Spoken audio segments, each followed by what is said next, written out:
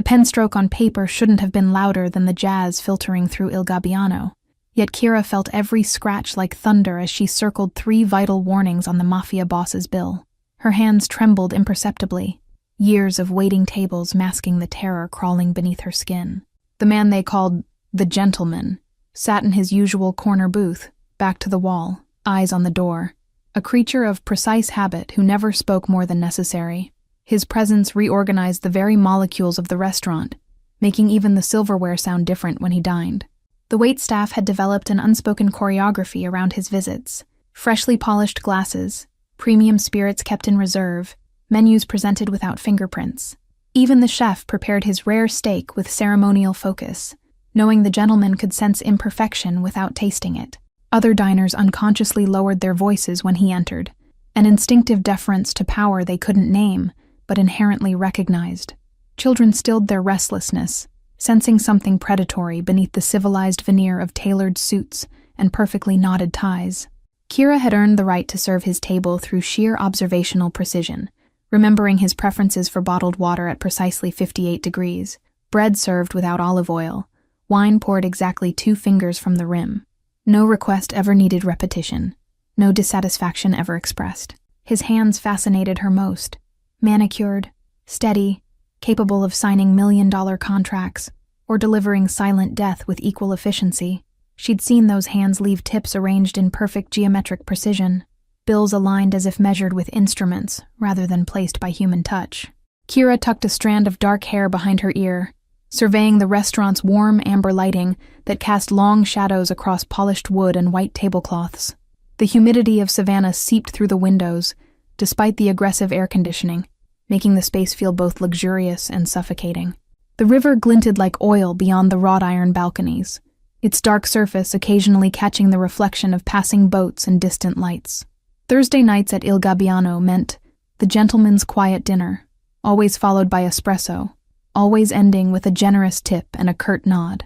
Tonight broke pattern when the stranger entered, a man whose normalcy seemed forced, whose attention to being unnoticed was itself the brightest flag. Kira registered the weight in his jacket pocket as she delivered breadsticks to table 7, her peripheral vision cataloging his too-still posture. The stranger's reflection caught in the bar mirror as he ordered Scotch neat, his gaze never directly touching the gentleman, but always orbiting him like a predatory satellite. Most staff wouldn't notice. Kira did because noticing was how she'd survived 3 years of night classes and double shifts. His right hand never left his pocket, the kind of stillness that screamed movement was coming. The condensation on his barely touched scotch formed a puddle beneath the glass, untouched and forgotten as his focus sharpened with each passing minute. Sweat gathered at Kira's nape, despite the arctic chill of the restaurant's air, her breathing carefully regulated as she approached the gentleman with his bill. For the first time in 2 years of serving him, she allowed their fingers to brush as she passed him the leather folder. 3 circles in blue ink, marked words from the evening specials, printed at the bottom of the receipt. Hitman behind you. Deal gone wrong. Exit now. The message stared up from the paper, her warning to a man who made other people disappear, not the other way around. The gentleman's eyes, cold gray like the river in winter, flicked from the paper to Kira's face, no emotion registering beyond a slight tightening at the corners. He placed his glass deliberately over the circles, tapping once with his index finger as if confirming receipt. Kira returned to polishing glasses behind the bar, her movement a choreographed ballet of normalcy while her heartbeat thundered in her ears. The stranger shifted forward on his bar stool, hand emerging from his pocket with painful slowness that telegraphed intention. Time stretched like pulled taffy as the gentleman stood, not hurriedly, smoothing his tailored suit jacket with practiced precision. Without a backward glance, he moved toward the kitchen's side exit, posture relaxed despite the warning, as if merely stepping out for air. The silence that followed his departure lasted exactly 4 seconds before the stranger knocked over his bar stool in pursuit, the crash of wood against tile shattering the carefully maintained atmosphere. 2 men in dark suits materialized from corner tables, their movements suddenly focused. Glass shattered somewhere near the kitchen, followed by a sound like a champagne cork, muffled yet distinct, then a heavy thud that Kira felt through the soles of her shoes. The jazz continued playing as if nothing had happened, a trumpet solo wailing obliviously over whatever violence had just transpired. Her manager appeared, face carefully blank as he announced the restaurant would close early due to a kitchen incident, his eyes warning staff not to ask questions. Kira collected her tips with trembling fingers, wondering if she'd just signed her own death warrant by interfering. The walk home stretched longer than usual, each street lamp a spotlight exposing her to unknown watchers. Savannah's ancient oak trees dripped Spanish moss that swayed in the heavy night air like hanged men, their shadows reaching for Kira with every step. Her apartment stood dark and silent, the lock clicking too loudly in the empty hallway. That night, she slept with her back against the wall, a kitchen knife under her pillow, eyes burning from refusing to close them, until exhaustion finally claimed her near dawn. Morning brought no police inquiries, no newspaper headlines, no evidence that anything unusual had occurred at Il Gabbiano. The restaurant remained closed for renovations, a hastily printed sign taped to the door when Kira passed by on her way to class. Professor Harlow's lecture on criminal psychology seemed cruelly ironic as Kira struggled to focus, her notes devolving into meaningless scribbles while her mind replayed the stranger's predatory stillness. The classroom felt exposed. Too many windows, too many doors, too many unknown faces. 2 days passed in a fog of hypervigilance, Kira jumping at shadows and sleeping in short, fitful bursts. Her roommate questioned the dark circles under her eyes, but she deflected with excuses about final exams and term papers coming due. The call came Saturday morning. Il Gabbiano would reopen that evening. All staff expected to report as usual. Kira's fingers went numb around her phone as the manager's voice continued with businesslike detachment, mentioning nothing about Thursday's incident. Returning felt like walking into a lion's den. The restaurant's familiar warmth now sinister despite fresh flowers on every table and a new bartender polishing glasses where the stranger had sat. Kira tied her apron with trembling fingers, wondering if she'd been forgotten or merely postponed.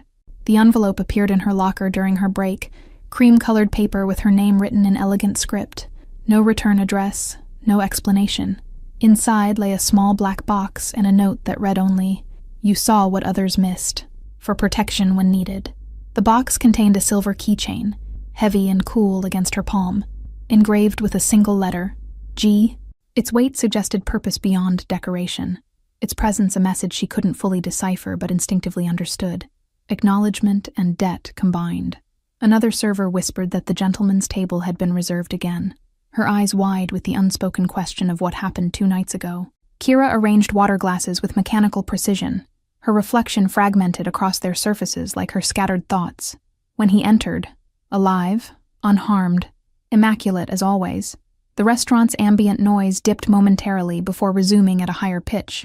He took his usual table without fanfare, expression betraying nothing as Kira approached with menus and the night's specials.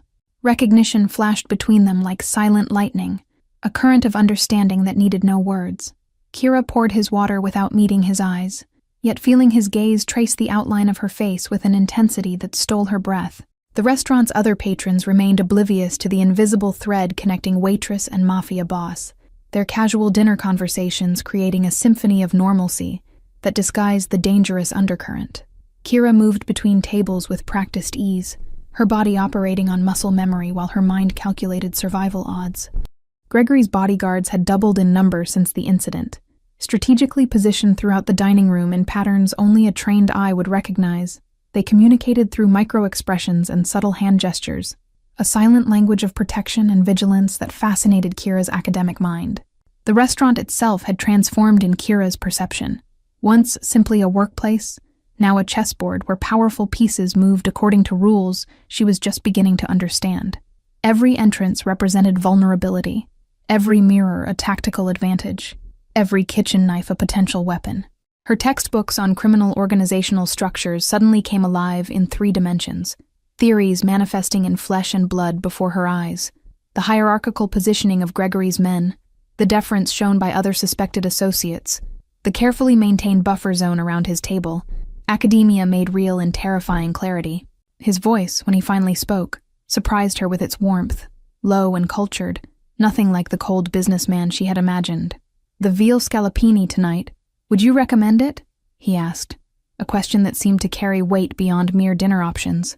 "It depends on whether you trust the chef," Kira replied, the double meaning clear only to them, a code emerging between predator and unexpected savior. "Some find it too rich. Others appreciate the complexity. His smile, barely there, gone in an instant, transformed his face from marble to something almost human. "I'll trust your judgment then," he said, handing back the menu with deliberate care, his fingers brushing hers for the second time in 3 years. The dinner service proceeded with superficial normalcy, yet Kira felt the shift in atmosphere like a change in barometric pressure. Every time she approached his table, conversation nearby faltered, creating pockets of silence that followed her movements. His bodyguards, for now she recognized them as such, occupied strategic positions throughout the restaurant, their relaxed postures belying vigilant eyes that tracked every new arrival. One nodded almost imperceptibly to Kira when she passed, an acknowledgement that set her heart racing. "You never asked my name," the gentleman said, when she brought his espresso, the statement hanging between them like a bridge partially constructed. "After 2 years of service, after Thursday night, you deserve to know who you saved." Kira placed the demitasse precisely on the saucer, buying seconds to compose herself. "Knowing your name makes me a liability, not a savior," she answered, surprising herself with her boldness, with the calm in her voice despite her racing pulse. "Gregory Weiss," he offered anyway, breaking his own rule of anonymity, the name a gift and a burden simultaneously. "And I don't consider you a liability, Kira Johnson. I consider you an investment worth protecting." The sound of her full name on his lips sent ice through her veins. He'd investigated her, knew her, had probably seen the cramped apartment where she slept with a knife under her pillow. "I didn't help you for protection or investment," she whispered, hands clenched at her sides. "Why then?" Gregory asked, genuine curiosity softening his features as he studied her with the focus of someone unaccustomed to being surprised. Most would have looked away, pretended not to notice the danger. Self-preservation is human nature. Twilight gathered beyond the restaurant windows, the river darkening to match the night sky, street lamps casting golden reflections across the water's surface. "Because looking away when someone needs help isn't who I am," Kira answered simply, the truth requiring no elaboration. Gregory's expression changed subtly, something like respect replacing his usual calculated assessment. "The hitman was sent by the Cardoso family. A business disagreement escalated beyond reason," he explained, offering information as currency, as equalization. The name Cardoso registered immediately in Kira's memory, a family mentioned in her professor's lecture on emerging criminal enterprises, notable for their brutal efficiency and expansion into traditional territories. Their reputation for leaving no witnesses made Gregory's continued existence all the more remarkable. Beyond the restaurant windows, a police cruiser rolled slowly past, its presence a reminder of the thin veneer separating legitimate Savannah from its criminal underbelly. Gregory tracked its movement without turning his head, only the slight tension in his shoulders betraying his awareness. The Cardoso vendetta explained the unfamiliar cars Kira had noticed parked near her apartment building, the sensation of being watched during her morning runs along the riverfront. She wasn't just adjacent to Gregory's world anymore. She had become a marked coordinate on its map. Her professor had lectured about witness protection programs, about how completely one's identity must be erased to escape determined hunters. No such protection existed for those who aided crime lords against their enemies. Kira existed in a dangerous gray space between worlds, protected by obligation rather than law. "Is it over now?" Kira asked, thinking of her routine walks home along deserted streets, of unlocking her door alone in the dark. Or will there be others looking to finish what he started? The silence that followed felt weighted, Gregory's gaze dropping to the espresso as he considered his words carefully. "The immediate threat is eliminated, but in my world, safety is never permanent," he finally answered, honesty replacing what could have been false reassurance. Kira nodded, understanding more than she wanted to about the precarious nature of power and the enemies it created. "Then I guess we both need to stay observant," she said, the plural unintentional but hanging between them like a contract. "I meant what I wrote," Gregory said as he prepared to leave, placing cash beneath his saucer, enough to cover the meal several times over. The keychain isn't just a token of gratitude. Its meaning will become clear if needed. Kira touched her pocket where the silver weight rested, wondering what protection a keychain could possibly offer against the dangers surrounding a man like Gregory Weiss. "And what if I don't want to be part of your world?" she asked, voicing the fear that had haunted her since Thursday. "Too late," Gregory replied, standing with fluid grace that belied the power coiled beneath his custom suit. "You entered my world the moment you circled those words on my bill. Now we both have to live with the consequences." The next morning, police tape cordoned off a section of the alley behind Il Gabbiano, blue and white stripes fluttering in the humid breeze. 2 officers interviewed kitchen staff while deliberately avoiding Kira, their questions vague about disturbances rather than gunshots. News spread through the restaurant like smoke. The hitman's body had been discovered 3 blocks away in a dumpster, a single bullet hole beneath his chin. The coroner estimated time of death coincided perfectly with Kira's walk home, absolving her of any direct involvement. Gregory didn't return for a week, his absence conspicuous at the Thursday corner table that remained empty, despite other patrons requesting it. The manager refused all such requests with practiced politeness, the reservation book marking it as permanently reserved. Kira's criminal psychology professor discussed organized crime that week, his animated lecture on omerta, the code of silence, taking on new meaning as she sat rigid in her seat.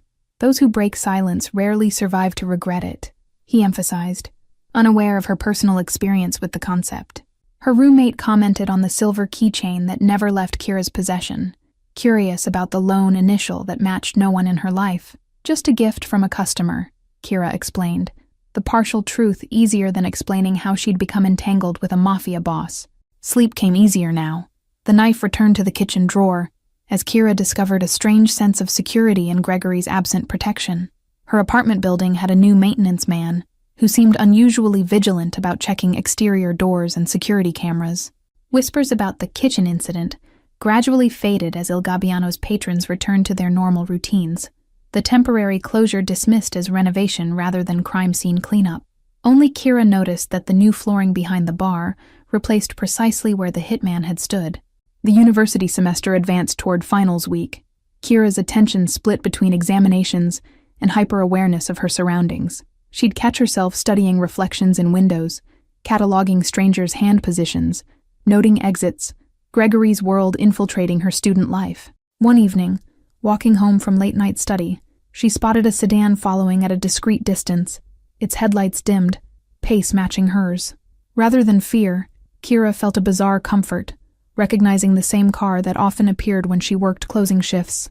The Savannah heat intensified as May approached, making the restaurant's air conditioning a sanctuary for customers seeking respite. Kira's dark hair clung to her neck as she served overpriced cocktails to tourists, who knew nothing about the violence that had transpired beneath their feet.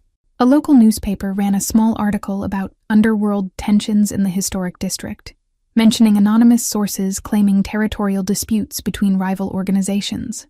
The article appeared and disappeared from the paper's website within hours, as if someone had paid to suppress it. Professor Harlow assigned a final paper on psychological triggers that break loyalty structures in criminal organizations, the irony not lost on Kira as she typed furiously about the theoretical foundations of betrayal. Her practical experience remained locked behind her teeth, unshared. The silver keychain grew warm in her pocket from constant handling, her fingers seeking its reassurance during anxious moments. She discovered a hidden seam one night while studying, the letter G, sliding sideways to reveal a phone number etched into the metal beneath. The craftsmanship of the keychain spoke volumes about Gregory's attention to detail. Precision engineering disguised as ornament, utility masked as luxury, protection hidden within plain sight. The number contained no area code, suggesting a secure satellite connection rather than standard cellular service. Kira memorized the digits immediately, then researched secure deletion methods to remove any digital evidence of the number from her devices. She cleared browsing history, reset her phone to factory settings, paid cash for a burner phone, adapting to her new reality with academic thoroughness. Her academic advisor noticed the shift in her research focus, from broad criminal justice to specific studies on organized crime structures and witness security protocols. Preparing for FBI applications? He asked encouragingly, unaware she was mapping her own survival rather than planning a career. Campus security cameras registered in Kira's awareness now, their blind spots, rotation patterns, digital versus analog systems. She began logging routine police patrols, identifying unmarked law enforcement vehicles, cataloging the habits of campus security guards. Information previously invisible, now vital to daily navigation.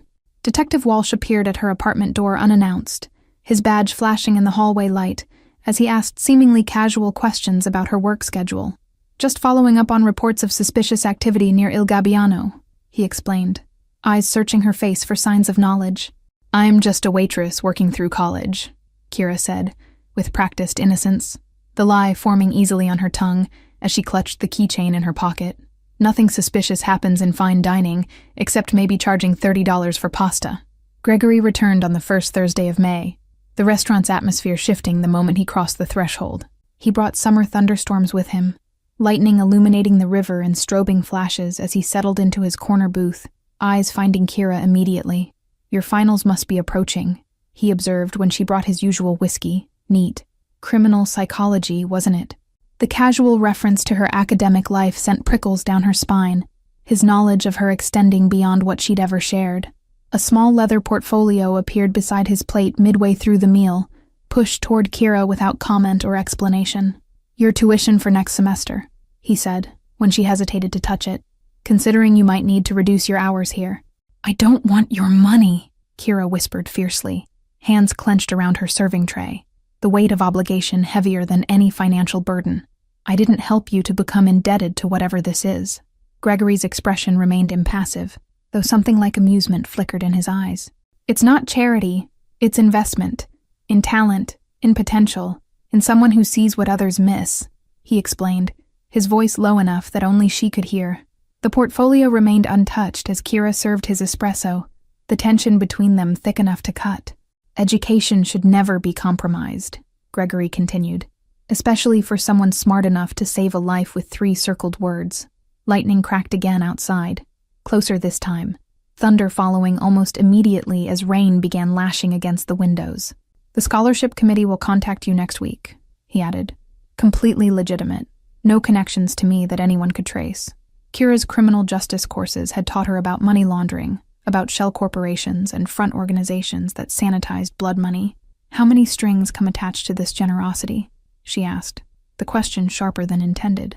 "None that weren't already attached the moment you involved yourself in my business," Gregory replied calmly, stirring a single sugar cube into his espresso. "Consider it mutually beneficial. Your education advances, and I gain an asset with remarkable observational skills." The word asset hung between them, its meaning clear. He wasn't offering charity but recruitment, a path into his world dressed as opportunity. "I'm studying to put people like you in prison," Kira reminded him, the irony not lost on either of them. Rain continued battering the restaurant windows, the storm matching Kira's internal turmoil as she considered his offer. Financial freedom beckoned seductively. No more double shifts, no more exhaustion undermining her studies, no more choosing between textbooks and groceries. "The choice is yours," Gregory said finally, placing his napkin beside his empty cup. "But talent wasted is tragedy in any context, and your talents are being wasted carrying plates and memorizing wine pairings."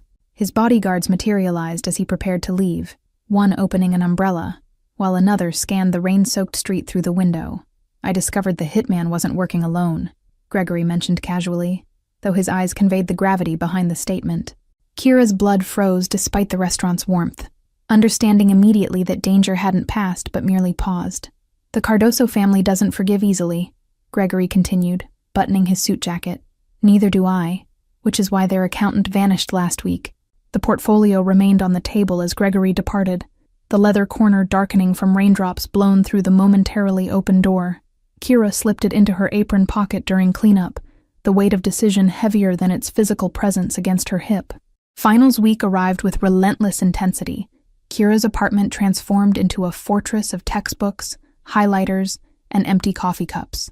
The portfolio remained unopened in her desk drawer, its presence a gravitational force disturbing her concentration whenever she passed it. Detective Walsh appeared on campus during her criminal evidence exam, leaning against the hallway wall as students filed out exhausted but relieved. "Interesting career choice for someone who works at a known gathering spot for certain business interests," he commented as she passed. "Most criminal justice students need jobs to pay tuition," Kira replied, clutching her backpack tighter, the keychain a reassuring weight in her pocket. "Unless you're offering police cadet positions that work around class schedules."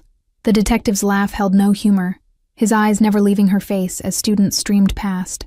"Just curious about the shooting at your workplace that nobody seems willing to discuss," he pressed, voice casual despite the accusation beneath. "I serve food and drinks, detective," Kira responded, channeling the practiced calm she'd developed serving difficult customers. "Kitchen incidents are handled by management, not waitstaff with textbooks to study." Walsh's gaze sharpened like a predator sensing weakness, His next words measured carefully. Gregory Weiss doesn't dine with just anyone serving his table. 2 years of Thursdays creates patterns, and patterns interest me professionally. Ice spread through Kira's veins despite the summer heat, the detective's knowledge of Gregory's dining habits confirming her suspicions about police surveillance. Regular customers request regular servers, she shrugged, feigning indifference while calculating escape routes. His organization has expanded operations recently, new territories, new ventures, attracting attention from people less friendly than me, Walsh continued, offering information as bait. People associated with him tend to disappear or advance rapidly, rarely anything in between. The shadows beneath the campus oak trees stretched longer as afternoon waned, Kira's next exam looming while the detective seemed content to monopolize her limited preparation time. Is there an actual question in this conversation, detective, or just vague observations about my job? Just friendly advice. Career paths are set earlier than most people realize, Walsh answered, straightening from his casual pose against the wall. Choose carefully which path you're walking, Ms. Johnson, before you can't turn back. The detective's warning echoed in her mind through her final exam, competing with definitions of probable cause and chain of custody as she filled blue books with carefully formulated answers. The irony of excelling in law enforcement theory while harboring secrets wasn't lost on her. That evening, alone in her apartment, Kira finally opened the leather portfolio to find not cash, but documentation for a full academic scholarship, legitimate letterhead, official university endorsement, nothing connecting it to Gregory Weiss or his organization. The Savannah summer stretched endlessly ahead as classes ended, Kira's reduced summer schedule at Il Gabbiano, leaving hours of unaccustomed free time. She spent mornings running along the riverfront, afternoons reading criminal psychology texts not assigned by professors. Thursday arrived again, the restaurant preparing for evening service, when Kira's manager called her into his office with unusual solemnity. Mr. Weiss has requested a private dinner tonight, he explained, avoiding direct eye contact. At his residence, not here, he asked specifically for you to serve. The invitation, phrased as employment rather than social engagement, carried clear implications beyond its surface meaning. Is declining an option? Kira asked, already knowing the answer, as her manager's expression shifted from uncomfortable to alarmed. The drive to Gregory's estate wound through Savannah's outskirts, grand oaks draped with Spanish moss creating tunnels of shadow and light. Kira sat rigid in the back seat of the black sedan, the driver's silence amplifying her racing thoughts as they passed through wrought iron gates. The house surprised her. Not the ostentatious mansion she'd expected, but an elegant historic property, understated and refined, set back from the river amid carefully tended gardens. Security cameras tracked their approach, disguised within architectural details that preserved the home's period character. Gregory waited on the veranda, casual in rolled shirt sleeves rather than his customary suit, the transformation from public figure to private man startling in its completeness. Thank you for accepting my invitation, he greeted, the formality at odds with the setting's intimacy. My manager suggested declining wasn't really an option, Kira responded honestly, following him into a foyer where crystal chandeliers cast warm light over antique furniture and contemporary security systems. Though I'm curious why you've brought your waitress to your home. A smile flickered across Gregory's face, genuine amusement replacing his usual calculated expressions. Because restaurants have ears, Ms. Johnson, and what I need to discuss requires privacy that even Il Gabbiano cannot provide. The dining room featured a table set for 2, rather than the staff arrangement Kira had anticipated, the realization sending a jolt of uncertainty through her practiced composure. I'm not here to serve dinner, am I? She asked, watching his reaction carefully.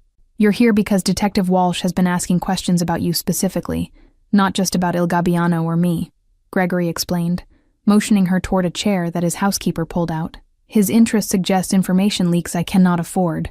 Kira's stomach tightened as she sat, the implication clear.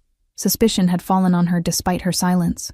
I've told him nothing because there's nothing to tell, she insisted, fingers instinctively seeking the keychain in her pocket for reassurance. I know, Gregory replied simply, surprising her with his immediate confidence. If I believed otherwise, this dinner would be significantly less pleasant for both of us. Wine appeared in crystal glasses, poured by staff who materialized and disappeared with practiced efficiency. The scholarship has drawn his attention, Gregory continued, despite my considerable efforts to establish its legitimacy beyond questioning. I haven't accepted it yet, Kira reminded him. Though the financial security it offered tempted her daily, the burden of tuition and rent crushing her independence. Accepting feels like crossing a line I've been trained to defend. Gregory studied her across candlelight that softened the sharp edges of his features, making him seem momentarily less dangerous. Lines exist primarily in academic theory, Ms. Johnson. Reality operates in gradients of necessity and consequence.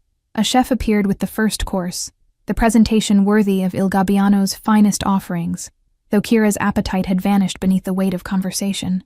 Walsh believes you're recruiting me, she stated plainly, meeting Gregory's gaze directly. And what do you believe? He countered, the question hanging between them as he sampled the wine with practiced appreciation. That I'm offering education to a promising student, or inducting a new soldier into organized crime? Kira considered her answer carefully, aware that honesty might be dangerous yet necessary. I believe you're hedging bets, investing in potential while assessing whether I'm more valuable as ally or liability, she replied, surprising herself with her boldness. Lightning fractured the sky beyond the dining room windows, summer storms gathering over the river as their conversation continued through multiple courses. The Cardoso family has identified you, Gregory stated bluntly over dessert, the casual delivery belying the statement's gravity. Kira's fork froze midway to her mouth, appetite instantly evaporating as implications crystallized in her mind. Because of the warning I gave you? She asked, though she already knew the answer written in his suddenly hardened expression. Their surveillance captured you circling those words, passing me the bill. They see you as directly responsible for their hitman's failure and subsequent disappearance, Gregory confirmed, his tone matter-of-fact despite discussing what amounted to a death sentence.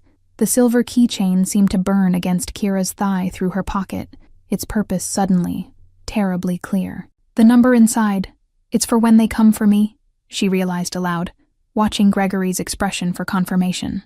My people cannot maintain constant surveillance without attracting unwanted attention from both the Cardosos and Detective Walsh, he explained, tension visible in the slight tightening of his jaw. The number connects directly to my security team, bypassing all other channels. Rain began lashing against the windows, mirroring the storm building within Kira's chest, as her college plans, her carefully constructed future, dissolved under the acid of new reality. I never asked for this protection, or the danger that necessitates it, she whispered, anger threading through fear. Choice became irrelevant the moment you decided to save my life, Gregory replied without apology, his gaze steady across the table. Now we both navigate consequences, you of compassion, me of debt. The word debt hung between them, weighted with implications beyond financial obligation. In his world, debts created bonds as binding as blood. What exactly do you expect from me in return for this protection? Kira asked, voicing the question that had haunted her since their first real conversation. Initially, nothing beyond discretion, Gregory answered, surprising her with his frankness. Eventually, your particular talents for observation, psychology, and quick thinking would be valuable in certain negotiations and assessments. Kira laughed without humor, the sound sharp against the backdrop of rainfall. You're offering me a job, after graduation, as what exactly? Mafia consultant? Criminal psychologist for organized crime? Gregory's expression remained neutral, though something like approval flickered in his eyes at her directness. I prefer strategic advisor for legal enterprises that occasionally operate in regulatory gray areas, he corrected, the euphemism almost comical in its inadequacy.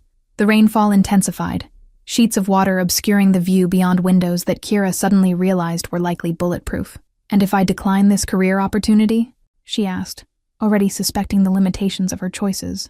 You remain under my protection regardless. Debts must be paid in full, Gregory replied, his tone softening slightly as he added, though protection without cooperation becomes significantly more complicated for everyone involved. Lightning illuminated the dining room in stark white flashes, casting dramatic shadows across Gregory's features as he leaned forward. The scholarship remains yours regardless of your decision. Education should never be sacrificed to circumstance. A knock interrupted their conversation, one of Gregory's security team entering with deliberate calm that immediately signaled trouble.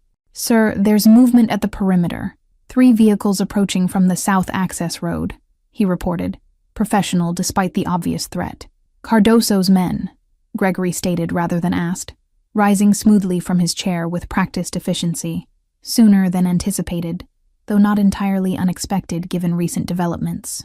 The transformation was immediate, the refined businessman replaced by something colder and more calculating, as Gregory pressed a button beneath the table edge. "Get Ms. Johnson to the panic room," he ordered the security guard, already moving toward what appeared to be a bookcase. "I'm not hiding while people die because of me," Kira protested, standing her ground despite the fear churning in her stomach. "This is my problem as much as yours now. You said it yourself." Gregory paused, assessing her with new interest, the calculation in his eyes shifting toward something like respect. "There's a difference between strategic advisory and combat, Ms. Johnson. One requires your talents, the other does not."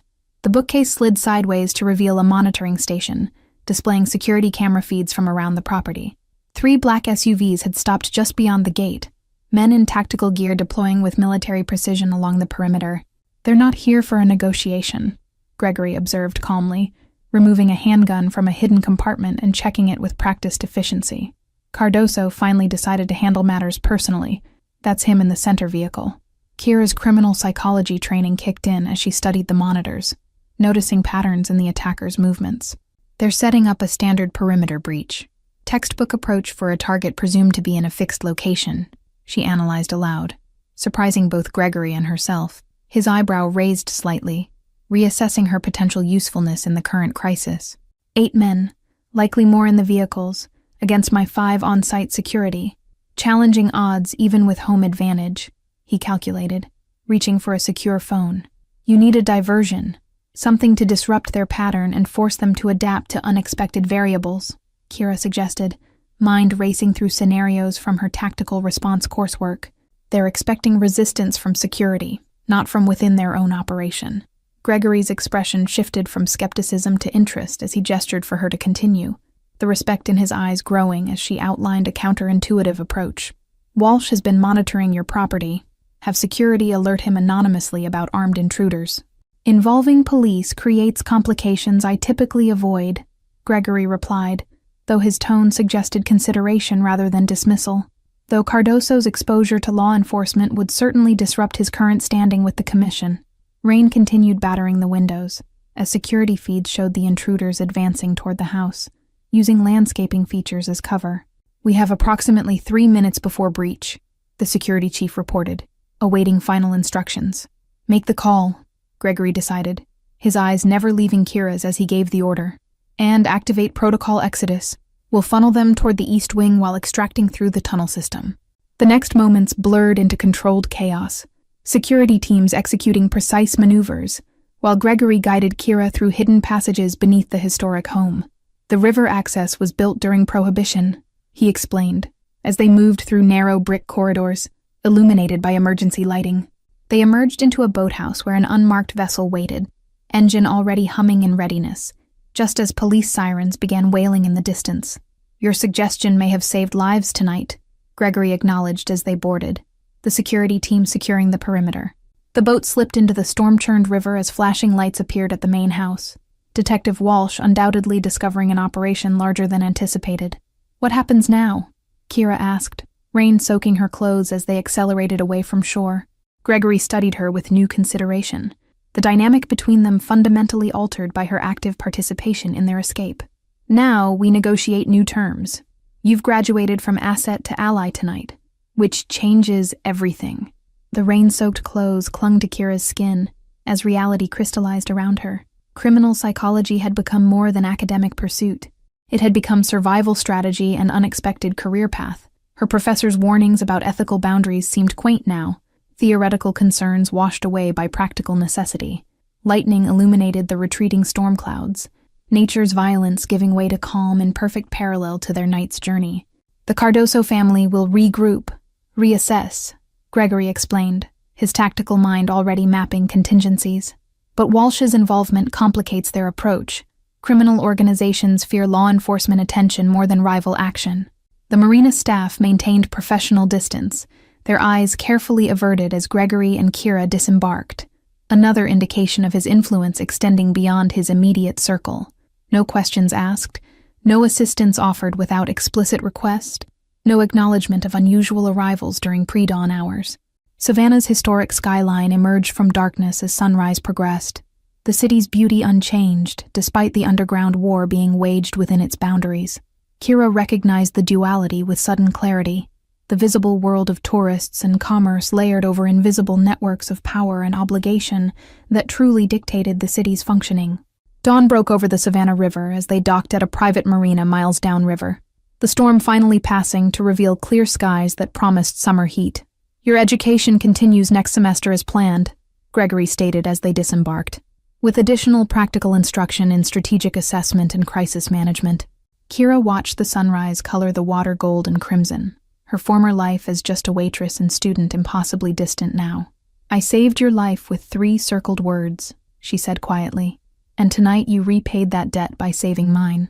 "Balance restored," Gregory agreed, the ghost of a smile touching his lips as he added, "Though I suspect our association has only just begun, Ms. Johnson. Some debts create bonds that transcend simple transaction. Thank you for following this intense journey of unexpected connections and dangerous choices. If you've enjoyed this story of a waitress whose quick thinking changed everything, write in the comments where you're watching from. Don't forget to like, subscribe, and share this video to support more thrilling stories where ordinary people make extraordinary decisions. What would you have done in Kira's situation?